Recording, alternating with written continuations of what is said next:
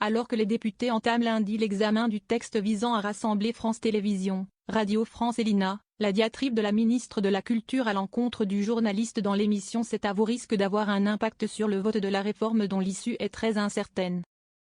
Mais dans quel sens? Ce 18 juin, Rachida Dati est arrivée sur le plateau de C'est à vous France 5, avec sa sulfateuse. Elle sait alors que Patrick Cohen va l'interroger sur des honoraires qu'elle aurait perçus il y a plusieurs années de GDF Suez, devenu Énergie, alors qu'elle était eurodéputée, selon les révélations de l'émission Complément d'enquête France 2, et du Nouvel Obs.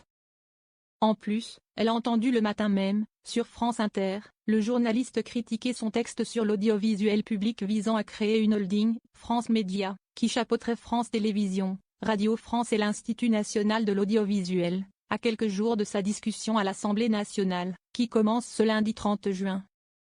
Deux bonnes raisons pour elle d'en découdre avec Cohen. Dès sa nomination au ministère de la Culture en janvier 2024, Rachida Dati avait en effet fondu sur cette fameuse réforme serpent de mer, en la jouant matamor, à peu près en ces termes: des années que les autres se cassent les dents dessus, moi, Rachida Dati, j'y arriverai.